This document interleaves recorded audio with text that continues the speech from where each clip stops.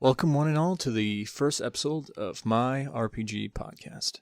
Today's guest is TrainerJodie.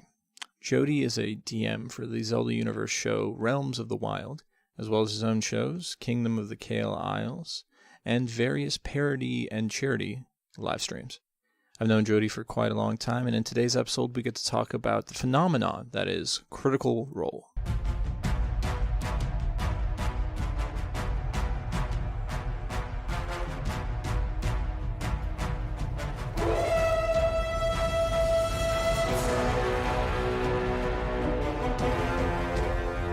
Welcome, one and all, to MyRPG podcast. Here we are with episode 1, and I've brought along a good friend of mine, TrainerJodie. Jodie, please introduce yourself.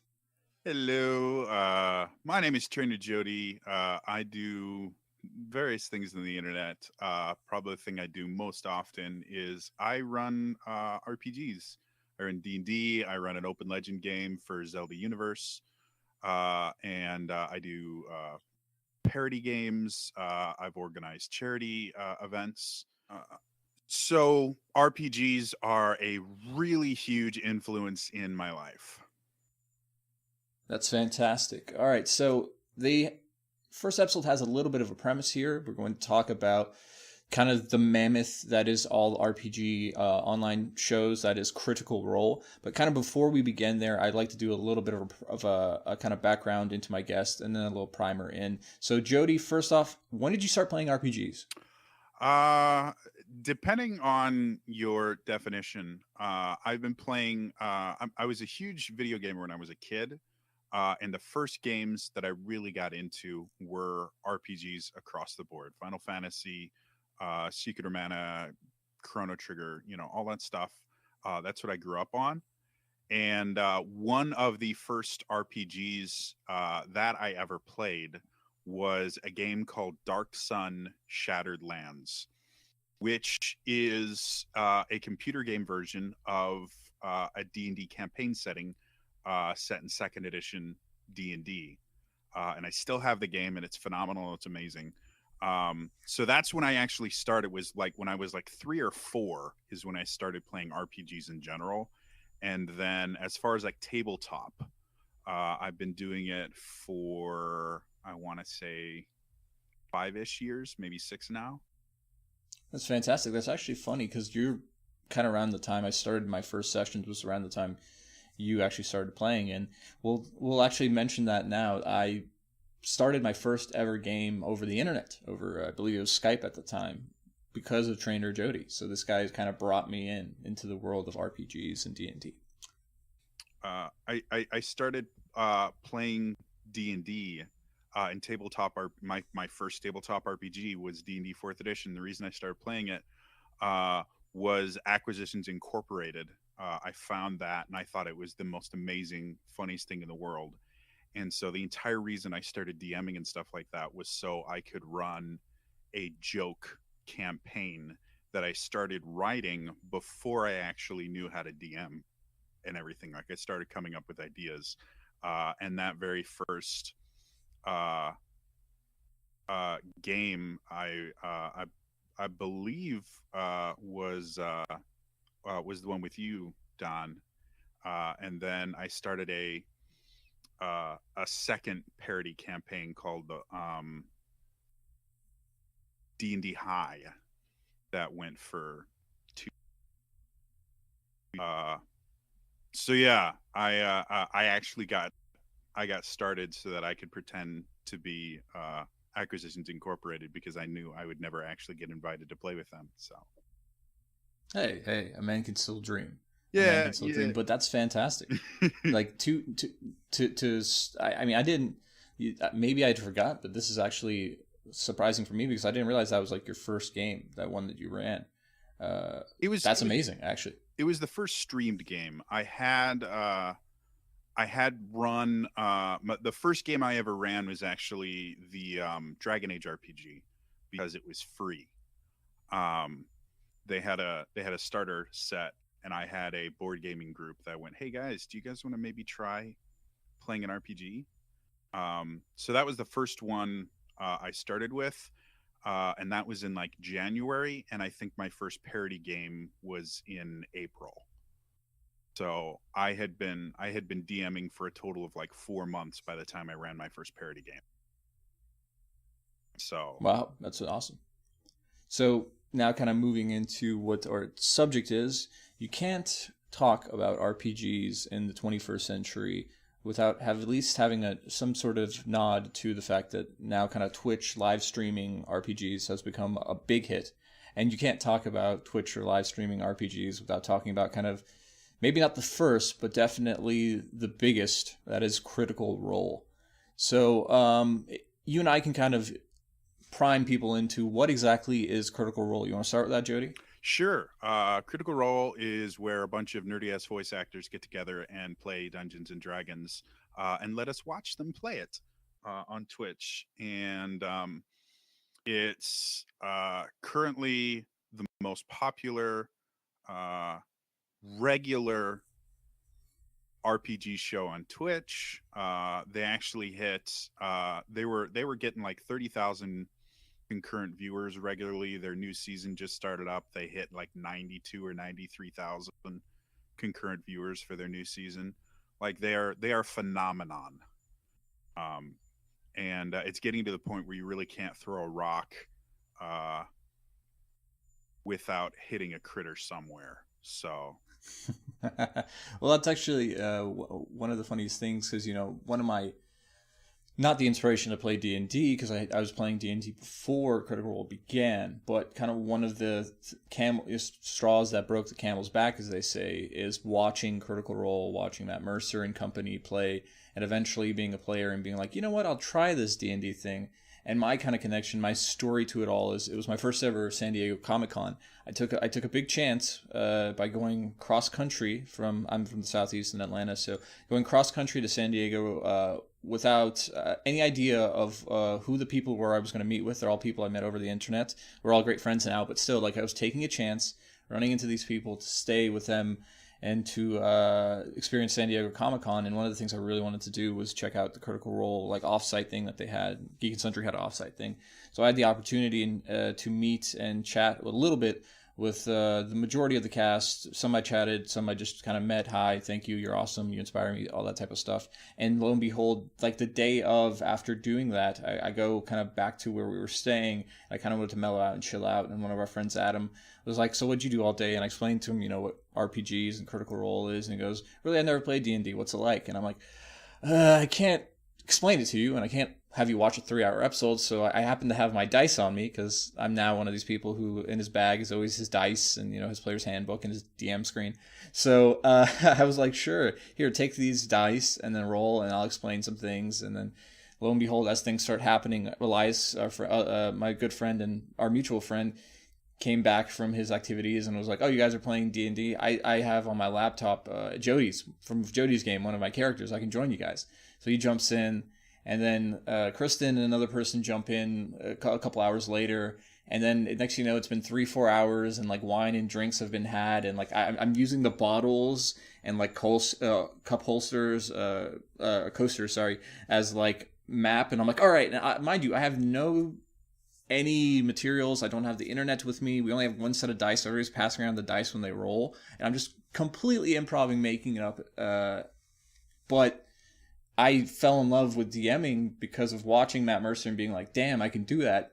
I mean, not as well, of course not. None of us can do that. I aspired to be a low to moderate level DM, but I was still very, very impressed by the show, and then they kind of directly influenced me DMing, and now I've been DMing for 2.5+ years. I got 3 campaigns, as I mentioned on the pilot. So, yeah, that's my experience, my connection to him, and I'd watched from like episode 1 because I was a Geek and Sundry fan. Were you there with us as well on episode 1, Jodie? Oh yeah, Don and I have known each other at least as long as I've been DMing, if not a heck of a lot longer. Because we were both, not only were we both fans of Geek and Sundry, but we both were involved in the vlogger search way back in like 2012, I think it was. And we were active members of the Geek and Sundry forum And so Don and I got to know each other, and that's one of the reasons I invited him on my first live streamed game, which was played on International Tabletop Day. The first International Tabletop Day was my first live stream game. So that's where I started. But because I was such a big Geek and Sundry fan, when they announced the Twitch channel, I watched a majority of the, I think it was 72-hour launch live stream, or it was a few days where they raised money for lupus research. I watched the majority of that, and they announced on there that they were going to have an RPG show. And I actually didn't know who Matt Mercer was or any of the other cast members, because I wasn't really big into anime at that point. Like, the only anime voice actor I knew was Johnny Young Bosch, and that's because he was a Power Ranger. And so I didn't know any of these guys that they were talking about, but I'm like, oh, D&D show, even if it sucks, I'm going to watch this because I want more things like this to exist. I was already a huge Acquisitions Incorporated fan. So yeah, not only was I there on the first day, I was in chat typing and stuff like that, and actually got a reprimand from Matt live on the air.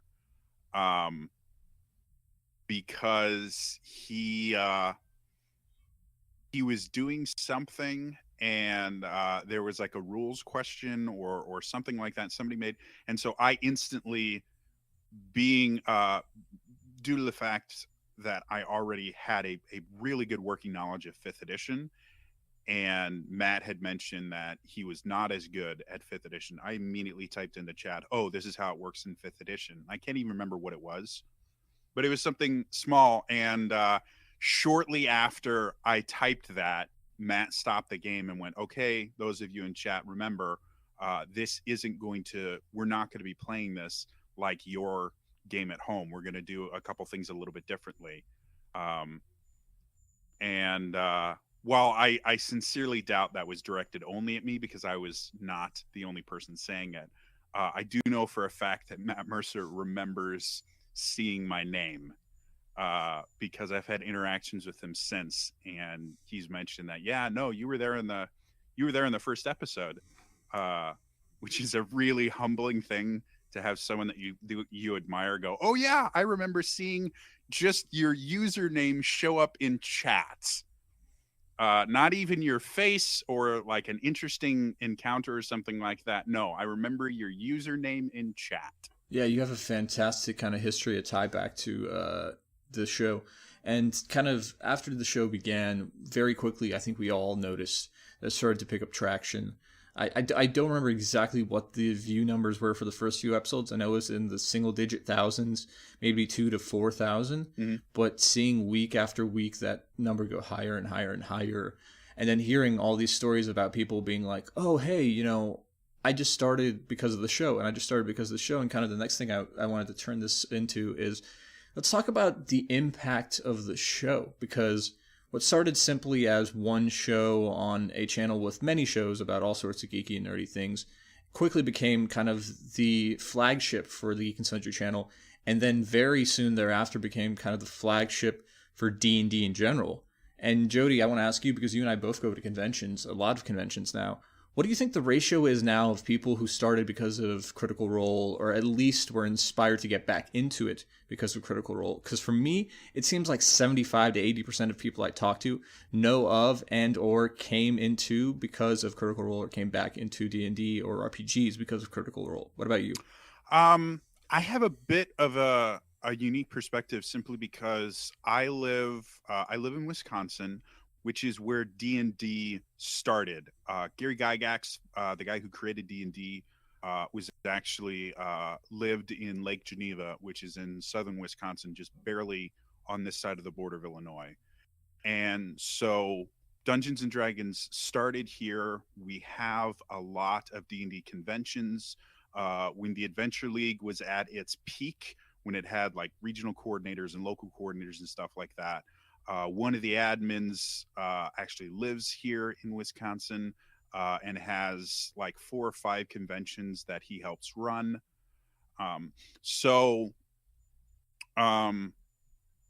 I have D&D never saw the decline that it did across the country.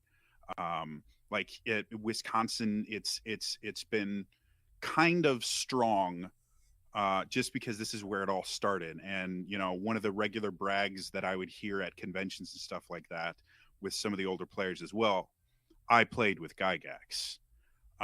That's one of the things you will hear at conventions in Wisconsin. um, and so I don't see quite the levels of people that are there primarily because of Critical Role. But even in the mecca of D&D, that is Wisconsin, um, I would say at the conventions that I helped run, uh, or at the convention I helped run, and at the conventions that I ran games at, uh, I don't think I ever ran a game without at least one member of the table being a critter. So, and I've run literally I have run hundreds and hundreds of convention games now. Just from, again, I worked for a convention for 3 years, and then I was a local coordinator, so I went to a bunch of conventions, and all I did was I would go to conventions and run D&D. So yeah, it is a phenomenon, and it's the longer the show has been on, the more the ratio of people that I've seen not only showing up to conventions but to like gaming stores and stuff like that, going, "Oh, I saw Critical Role, and I wanted to maybe try playing." Uh, so yeah, I would say probably not the 75 to 80% that you're seeing. Just again, because in Wisconsin we already had a large population of people that were playing it, but easily I could say when it first started, anywhere from about 25 to 50% of the new players I was seeing were directly linked to Critical Role, as in they had seen an episode, and then probably another, you know, 10 to 15% on top of that were indirectly linked to Critical Role. Oh, a friend of mine saw this show and they like it so much, so I thought I'd try it. Yeah, and I think part of why my number is so high comes from another aspect I wanted to talk about is this kind of new wave of RPG players that are coming out because of D&D or have been renewed by D&D's and Critical Role in particular kind of rise in the past few years. I wanted to talk to you also about this because you have an understanding, especially with your background in Wisconsin, of kind of what the game was like before this kind of Critical Role D&D renaissance happened and what it is like now. Because one of the biggest takeaways from that show, Critical Role, and also you can say the same about, Girls Ghost Glory, Lights, Camera, Action, Role Play, and all these other shows that are coming around, is there's a lot more push now towards role playing or kind of the more theatrical side of D&D as opposed to the kind of kick open the door, slaughter the monster, get all the loot type thing which was associated with before. And also there's been a push for more inclusivity with trying to get more females, minorities, maybe non-conforming gender types to the table and playing characters in the same way too. So have you noticed that as well, Jodie, out there? Oh, definitely, definitely, definitely. Um, I can't remember who it was. It was either Jeremy Crawford or Mike Merles. Who, if you don't know those names, they work for Wizards of the Coast on the Dungeons and Dragons team. Jeremy Crawford is the rules guy. He writes sage advice, and any opinion he gives on rules, like people ask him questions on rules, they're considered, I guess you could call it canon. They're considered official Wizards of the Coast rules and stuff like that. So he's the major rules guy. Mike Merles, I can't remember his official title, but he's also a huge, huge name, uh, along with Chris Perkins, which everybody knows because he DMs. Um, they're like the three big guys at Wizards of the Coast. So it was either Mike or Jeremy that actually did a blog post or something about the fact that fifth edition, and one of the reasons that the reason I'm saying this, one of the reasons we're seeing this huge resurgence and of D&D in general, and of role playing focused games, is because of shows like Critical Role and what 5th edition was designed to do was to help people tell great stories. If you look at the player's handbook, if you look at the Dungeon Master's Guide for 5th edition, it's very, very different from 4th edition or and especially 3rd edition, which is where 3rd edition is really where the game started becoming less about, you know, telling cool stories and stuff like that, and more into a very mechanic based, numbers based game. It was a combat simulator that you could tell stories around. And Paizo, the guys that publish Pathfinder, which is based on D&D 3rd edition, and technically uses the same rule system, just a modified version of it because they released the rules as public domain. Certain aspects of the rules, I should say. The guys that created Pathfinder has said quite bluntly, yes, Pathfinder is a combat simulator. Yeah, you can tell cool stories with it. I mean, that's where Critical Role started, was as a Pathfinder game. But Pathfinder is designed, you know, the story is just there to get you from battle to battle. It's a combat simulator. And that's what the whole game is focused on. 5th edition was not. 5th edition was built around the idea of telling stories and, you know, of the complete package of role-playing games. And then you combine that with Critical Role, where you have professional storytellers, otherwise called actors, playing a game that is designed to facilitate storytelling and designed to facilitate just the whole idea of cooperative storytelling and stuff like that. And yeah, that's where I see most of the resurgence has been. You kind of got you just had this really good combination of an RPG rule set that was designed around storytelling while still having, you know, the combat and stuff in there and it still being fun. The rule set around storytelling and stuff like that, and then giving it to a bunch of storytellers, and then broadcasting it for the world to see. In the post, they actually talked about the fact that in 3rd edition, the internet for discussions and stuff like that, there wasn't Twitter and stuff like that. It was done on forums. And when you looked at D&D forums and stuff like that, what it was people would talk about their characters basically by saying, oh yeah, I'm a rogue 3, fighter 4, wizard 7. Oh yeah, I'm a blah blah. Oh, and I can do this and this. And it was very mechanics based.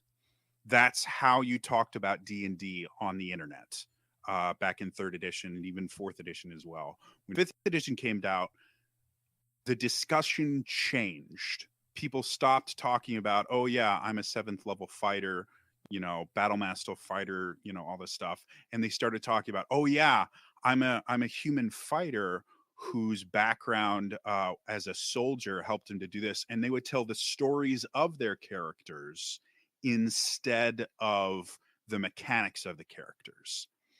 And that was a massive shift in the idea of Dungeons and Dragons, because again, before it was a combat simulator. I'm not saying that you couldn't tell good stories in 3rd edition or 2nd edition or anything like that. What I'm saying is the focus of the community was on the mechanical aspects of it. And when 5th edition launched, and then with things like Critical Role and Acquisitions Incorporated and all these other shows where people could actually watch people play Dungeons and Dragons, the narrative shifted. The way that they talked about it shifted. It was no longer, this is the build of my character and these are the cool things I did in combat. It turned to, this is the story of my character and these are the cool story points from my campaign. Yeah, and I want to kind of pull back to one of the things you mentioned a little bit earlier about the fact that, like, these are master actors and voice actors that are making the show as well. But this isn't the only show with actors or voice actors or talented people who are making the RPGs. So what is it uniquely about Critical Role that makes it stand out from the rest and makes it the thing that exploded? Because as I mentioned before, you know, we have Acquisitions Inc. We've had other role-playing shows. I think Nerd Poker was a podcast as well before Critical Role. But why did Critical Role just blow up all of a sudden? What do you think? Again, it was kind of an accidental, what is it called? A beautiful mistake. It was the fact that you had very, very talented storytellers being given a storytelling driven system, and Geek and Sundry already had an audience that was about inclusivity. And so when you put all those things together and then you combine that with the fact that Mercer and the whole Critical Role cast were preaching, really, phone? We're preaching inclusivity. Sorry, that was my phone. We're preaching inclusivity right from the beginning of the game. I think that's what makes Critical Role stand so far above the other shows that had been going beforehand, and have come up since then. Like D&D, they have their own Twitch channel, and they have D&D content every day of the week. 5 days a week they have D&D shows, either that they are hosting, or that they are they're either hosting other channels that are playing D&D, or they're actively playing D&D on the channel itself. And none of them are quite as popular as Critical Role, simply because of the fact, again, you had just these three bits of, you know, really good storytellers with a storytelling based system, and then inclusivity was built into the message of the game, that just mixed together in this accidental kind of miracle almost, and it spread like wildfire. And because they already had this dedicated fan base before the show even started, they had this dedicated fan base in the Geek and Sundry fans.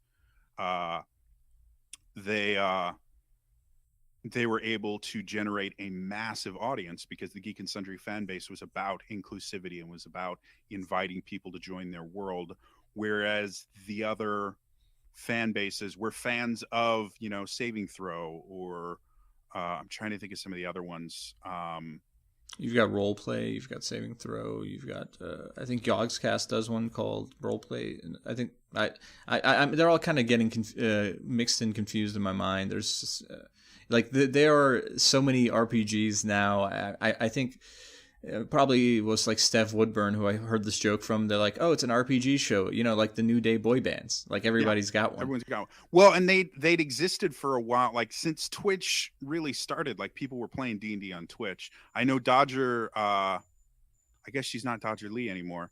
Dodger, press hard to continue.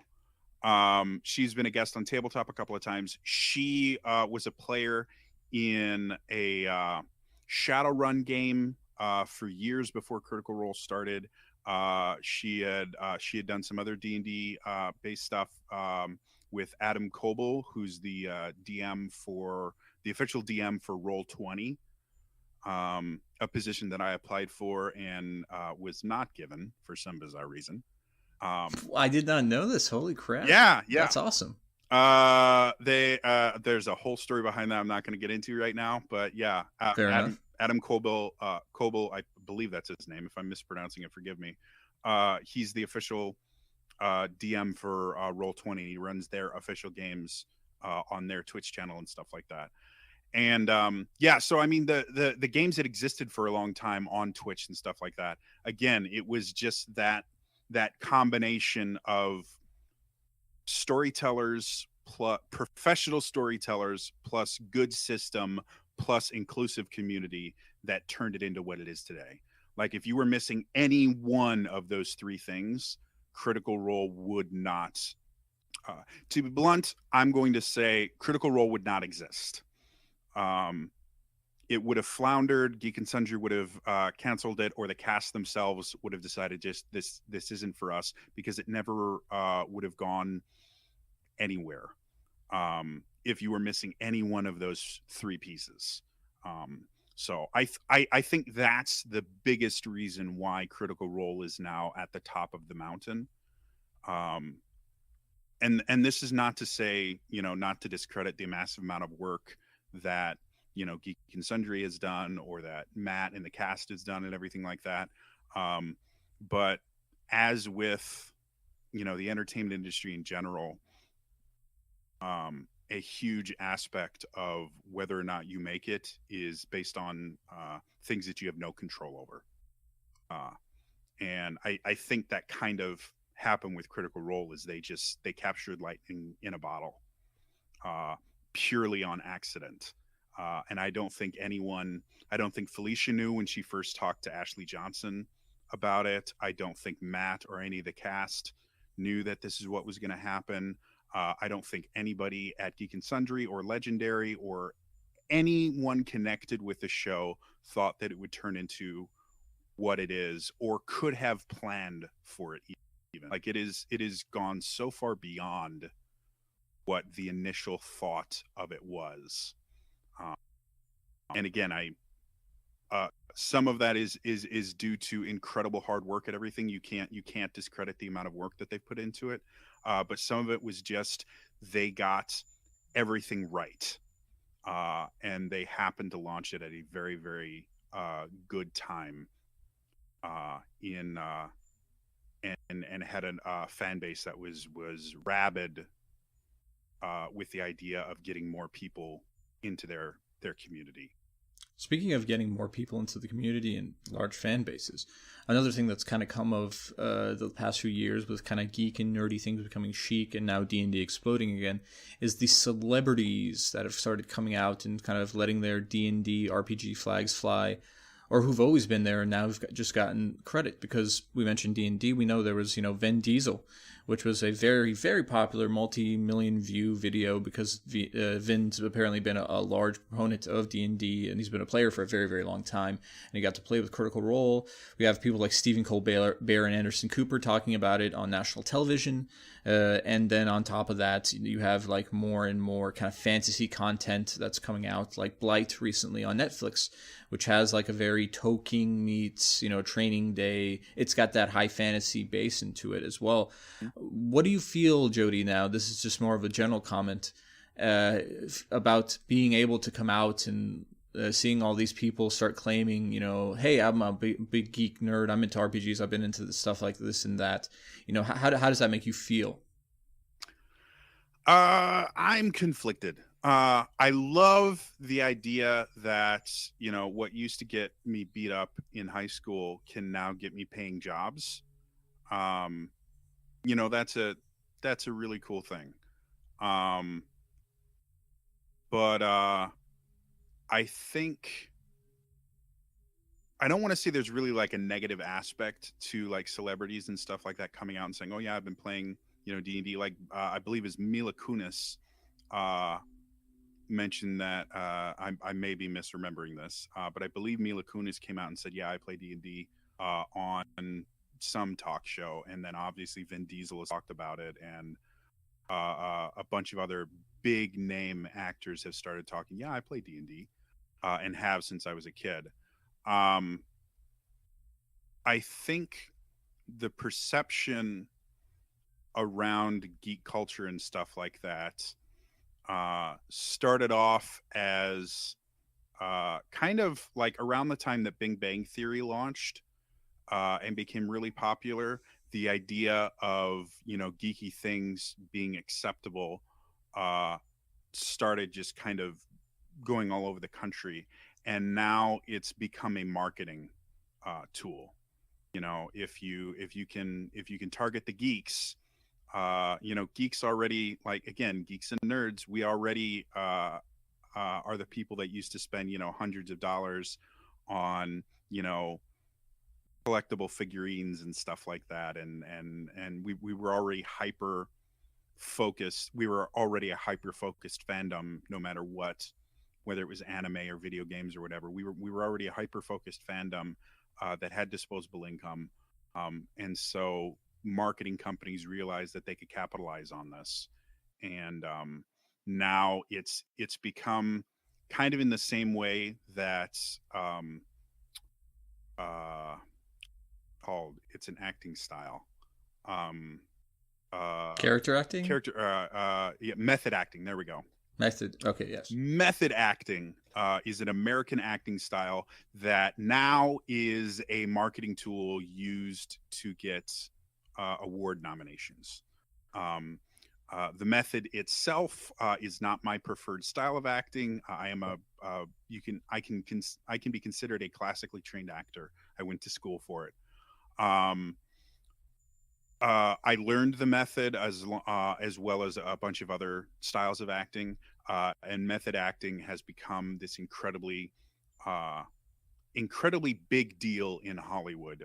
You can probably, off the top of your head, name 2 or 3 famous method actors right now, and probably the biggest of them being Leonardo DiCaprio is, method actor. Jared Leto was praised for his method acting in Suicide Squad. Um, you know, all these things. It's now turned into a marketing pitch. Is what it is. Oh yes, we have method actors in this movie, and the same has sort of kind of become true about geeky things and like D&D and stuff like that. Oh yes, I play D&D. Marketing, marketing, marketing. So that they can target the geek market, because again we are an under targeted market that they now realize has a lot of market potential. So it's again, very long-winded answer to your very simple question of, I think there's good and bad aspects to it, but part of me is a little bit sad to see it, and this is how everything works in Hollywood and the entertainment industry in general, and in economics in general. Is as soon as somebody figures out they can make money off of something, they will. Yes, and I agree with you there. But I will kind of take the other side of this argument. I will say that I think there's always going to be a bit of gatekeeping that's had by anything, especially something like a nerdy geeky thing like role playing games, which has been kind of poo-pooed upon, and there was a whole great satanic scare of decades past and things like that. But I will say I will look at the more positive aspect of this, and anyone coming into this type of thing and being open about it, it's not necessarily a bad thing. And if, let's say, they're doing it from a marketing aspect, or if they're kind of being fake about it just to, I guess, get people's attention or try to swindle them, I think you can sniff that stuff out pretty quickly. When you play with somebody at a table, you know that they're 100% committed and they're into the thing, and then you can figure out, see how interested they are into what they're doing. It's easy to say something. It's another thing to actually go to a table and play it, or commit yourself. Yeah. I was never trying. Excuse me. Sorry, had a frog in my throat. His name is Colin. It's a great character development thing. You got cursed by a hag. Yeah, it's a whole thing. I was never attempting to kind of decry the idea of new people getting involved or anything like that.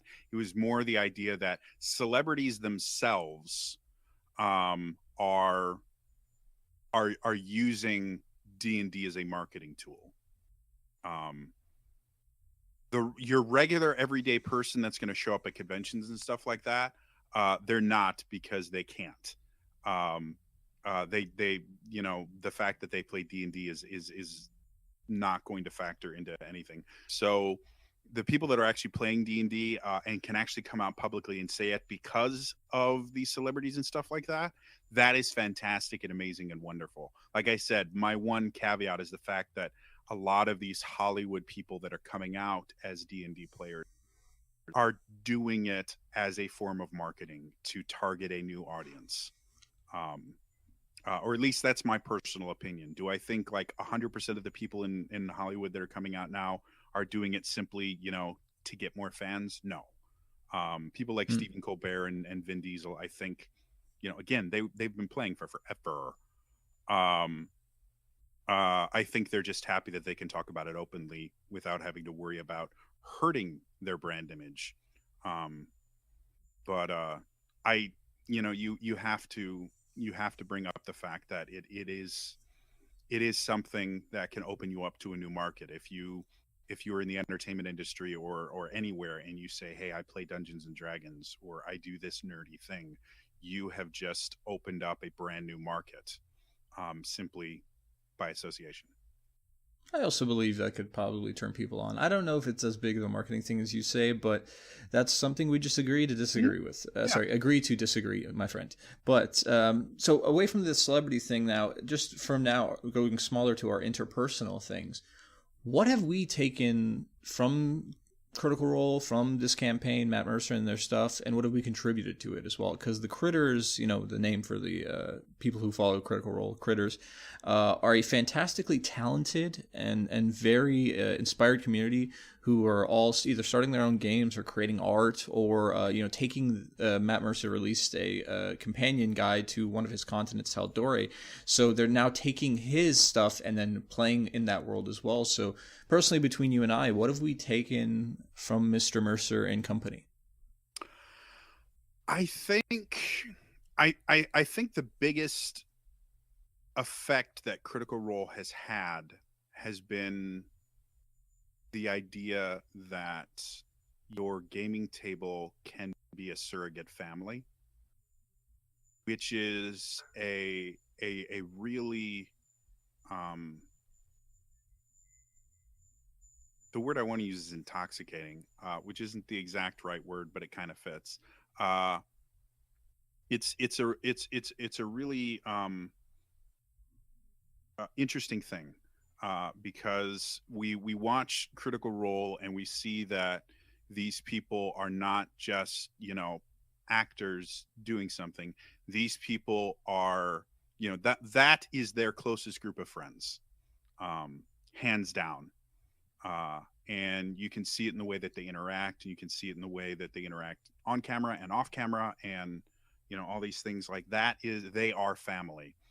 And I think that's been the biggest impact, is this idea that your gaming table can be a family. Your gaming table can be as close as blood for you. And we're seeing it over and over and over again, with people starting up games in Taldore, with people that started playing D&D because of Critical Role. For 2 years, I ran a 48-hour D&D live stream for Extra Life because of Critical Role. Like I started doing it for Critical Role. Over the 2 years, we raised over $7,000 for Extra Life. And there were games that started because of that, simply because Critters got involved. Geek and Sundry is nice enough to broadcast the announcement videos I made about the 48-hour live stream during Critical Role. You're seeing it over and over again everywhere, that people are forming these really, really close, almost familial bonds with the people that they play these games with. Yeah, and for me, I think it comes down to, I think Critical Role has informed a lot of the ways I role play. I think I'm more of the friend than the adversarial DM, because of kind of how Matt Mercer always wants to enable. I think the DM or GM should always serve the party, should serve the campaign. I don't think that this is something that's unique to Matt Mercer. I'm sure he's not the first person in the world to have this perspective, but kind of being the figurehead that he is now for this new wave of D&D. He's kind of taught a lot of DMs to kind of open up, maybe not being so strict to the rules, and kind of open up to allowing players to kind of rule of cool it, or let the story being the driver and things like that. So I think that's one of the things I've taken from this game, is kind of that perspective as well.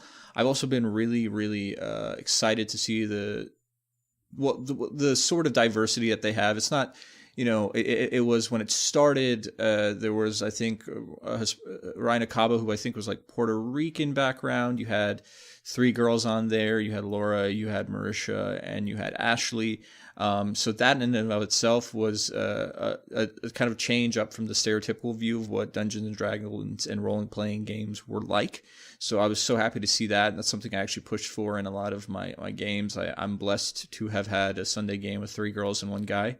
Yeah, and I'm pretty, which is, not many people can say that. And I've had, multiple females in my other games and things like that. And I have diversity of race and I have diversity of sexual preferences and things like that as well. I'm so happy to have that. And I think Critical Role was a great beacon and a bastion for those things.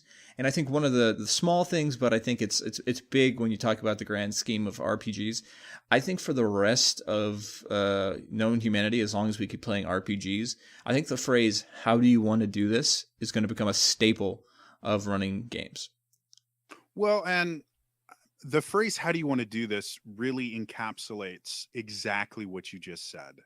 As crazy as it sounds, because it literally is the DM giving control of the game over to the player to narrate and DM for 10 to 15 seconds. They get absolute control over the story for a little bit so that their character can feel really cool as a reward for doing something.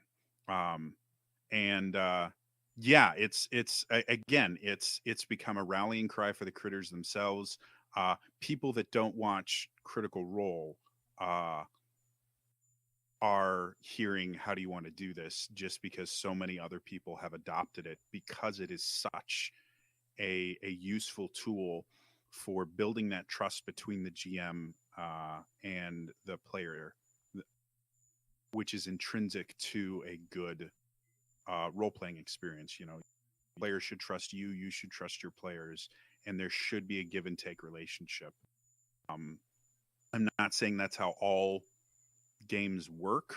There are some people that really thrive on the idea of the DM's job is to kill the players and the player's job is to break whatever plans the DM have.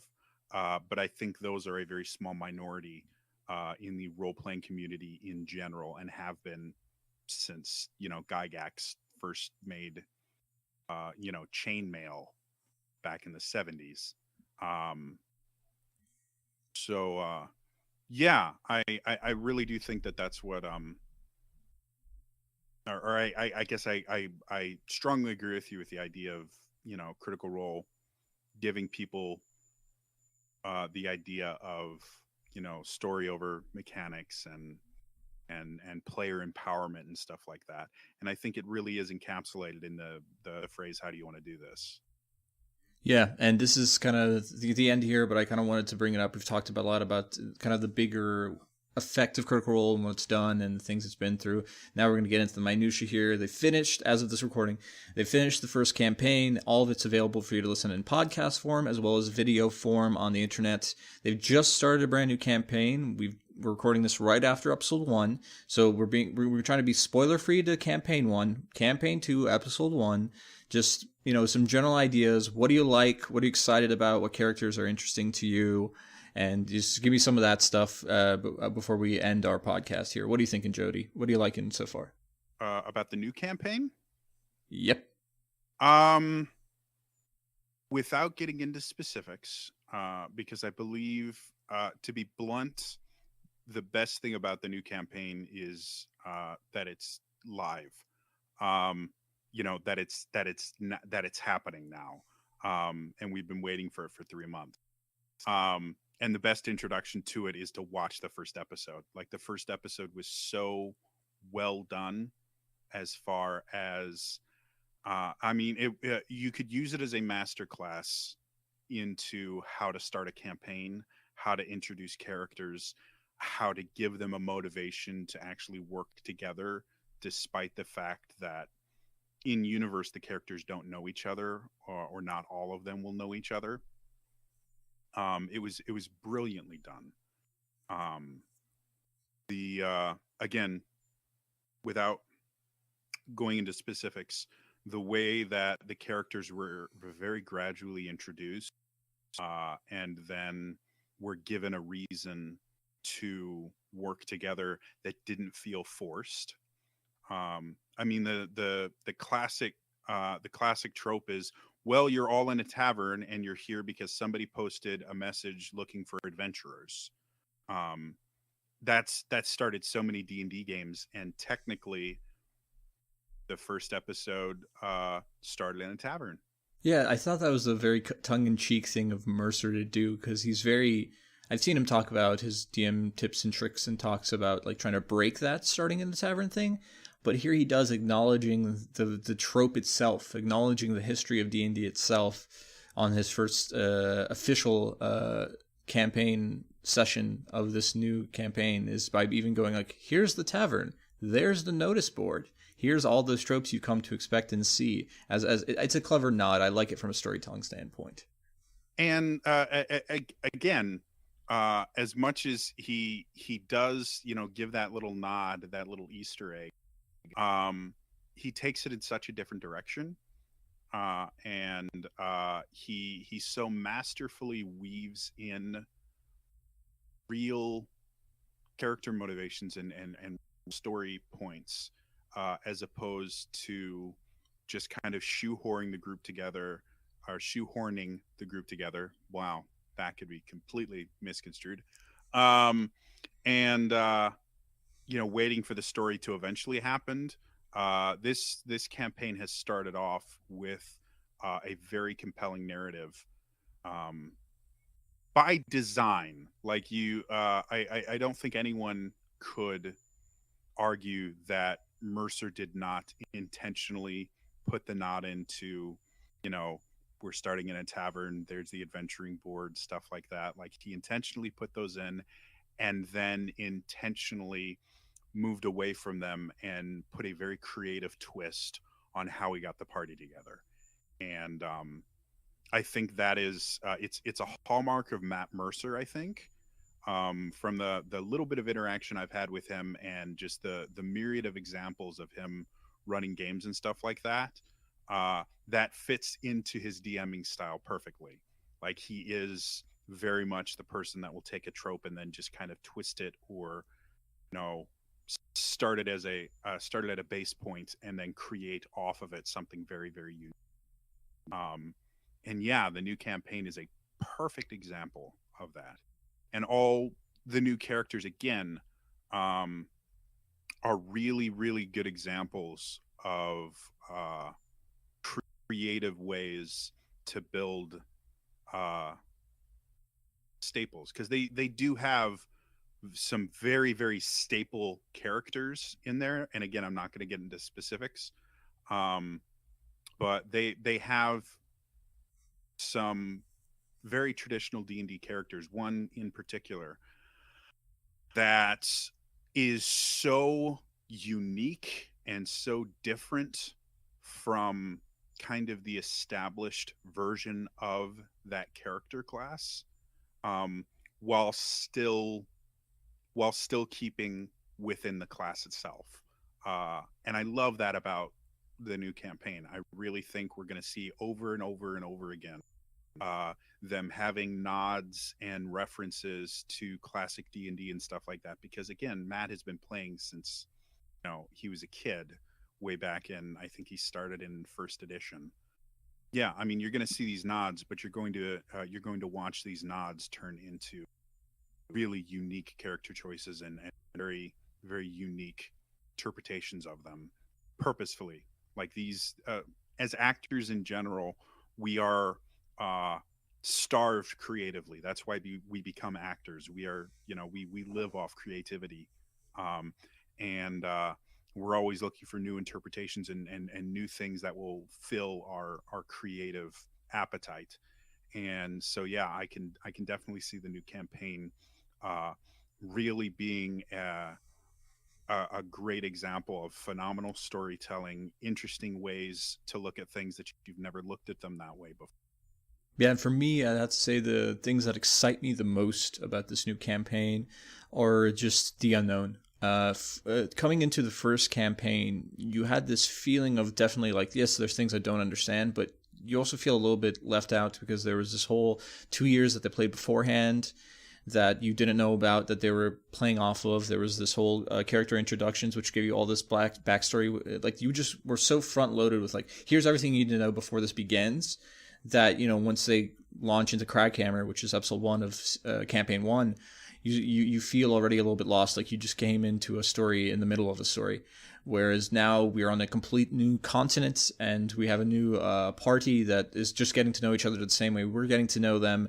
And if you're a previous fan, obviously you're starved for new content anyway, you're going to love it.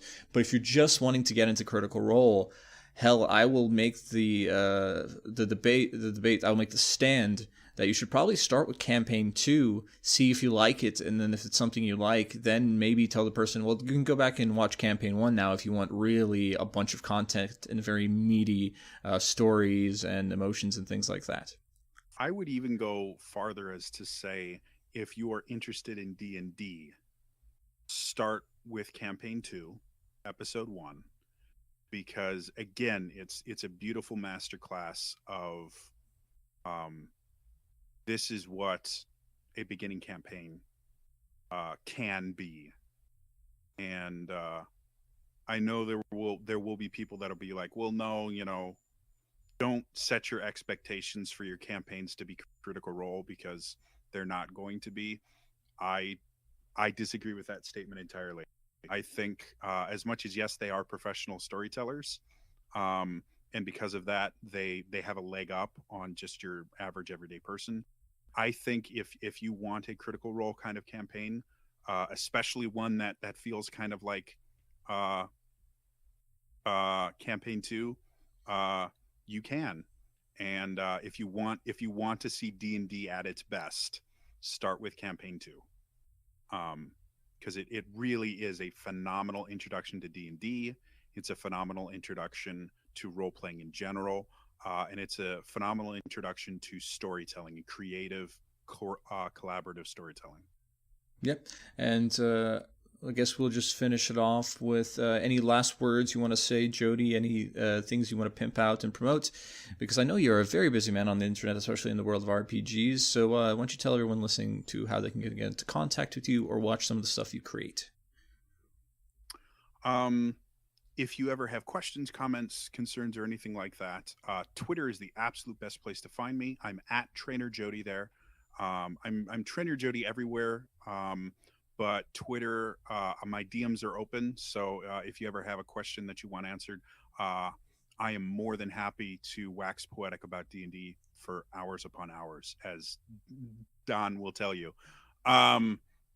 So that's the best place if you want to contact me, and that's also where I generally tend to announce most of the stuff that I do as well. If you want to see actual role playing, Wednesday nights at 9:00, I run 2 different campaigns on alternating weeks. One's called The Kingdom of the Kael Isles, which is a custom campaign that is reaching the end of their first story arc within the next couple of sessions here. And then not this Wednesday, but next Wednesday, I will be starting a brand new campaign called The Legend of the which is set kind of in a similar way to campaign 2 of Critical Role. It's set on the same world, in the same universe, but on a different continent as my other campaign. And like I said, those run basically every other week. And then every other Saturday on the Zelda Universe Twitch channel, twitch.tv/Zelda Universe.